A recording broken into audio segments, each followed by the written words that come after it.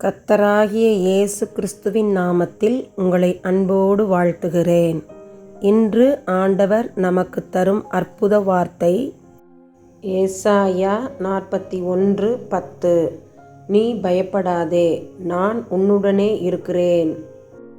Isaiah 41:10. Do not fear, for I am with you. அன்பான சகோதர சகோதரிகளே, உங்களுடன் என்னுடன் யாரும் இருக்கவில்லையே என்று கலங்கி தவிக்கிறீர்களோ? நம்முடன் கர்த்தர் எப்பொழுதும் காணப்படுகிறார். ஆம், இயேசுவும் சீடர்களும் படகிலே சென்று கொண்டிருக்கிறார்கள். அப்பொழுது பலத்த காற்று வீசுகிறது, மழையும் பொழிகிறது. படகு கடலில் மூழ்கும் நிலை வந்துவிட்டது. ஆனால் கர்த்தர் நிம்மதியாக தூங்கிக் கொண்டிருக்கிறார்.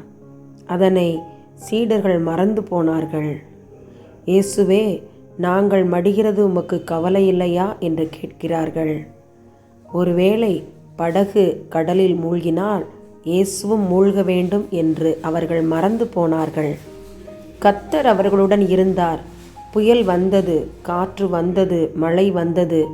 ஆனால் கர்த்தர் அற்புதமாய் இயற்கைகளுக்கு கட்டளை கொடுத்து அமர பண்ணினார். ஆம், நம்முடன் கர்த்தர் எப்போதும் காணப்படுகிறார். ஒருவேளை நம்முடைய வாழ்க்கையில் புயல் வீசலாம், எதிர்பாராத காரியங்கள் நிகழலாம். ஆனால் கர்த்தர் நம்முடன் இருந்து எல்லாவற்றையும் மேற்கொள்ள வைப்பார்.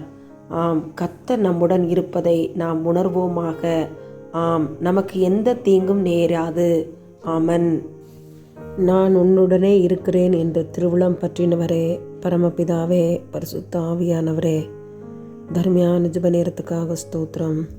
எங்களை தாழ்த்தி உடைய பாதத்தில் ஒப்பு கொடுக்கிறோம். குடும்ப உறவுகளுக்காக ஜெபிக்கிறோம்.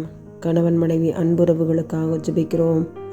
விவாகரத்து கேட்ட மனைவியின் மீது ஆசிட் ஊற்றி கண் பார்வை பறிபோன செய்தியை நினைத்து வேதனைப்படுகிறோம், வெட்கப்படுகிறோம். ஆண்டவரே, குடும்பங்களை இணைத்த தேவன் நீர். ஒரு பொழுதும் பிரிக்காதபடி தேவனாகிய கர்த்தர் நீர் இரக்கம் பாராட்ட வேண்டுமாய் ஜெபிக்கிறேன். ஆண்டவரே, பரிசுத்த ஆவியானவரே, குடும்பங்களை தொடும், கணவனை தொடும், மனைவியை தொடும், அன்போடு காணப்பட கிருபை செய்திருளும். பிள்ளைகளுக்கு அருமையான பெற்றோராக, கணவனுக்கு ஏற்ற மனைவியாக, மனைவிக்கு ஏற்ற கணவனாக ஒவ்வொரு குடும்பம் திகழ தேவனாய கர்த்தர் நீர் இரக்கம் பாராட்ட வேண்டும் என்று நம்முடைய பாத்தில் ஒப்பு கொடுத்து ஜெபிக்கிறோம். குடும்பங்களிலே அன்பு தவழட்டும் ஐயா. குடும்ப உறவுகளை பிரிக்கிற பிசாசுடைய சக்திகள் அகற்றப்பட நம்முடைய பாதத்தில் ஒப்பு கொடுத்து ஜெபிக்கிறோம். நீர் குடும்பங்களை ஆசீர்வதியும், காத்து கொள்ளும். உயிருள்ள நாள் வரை சாட்சியாய் வாழ உதவி செய்யும்.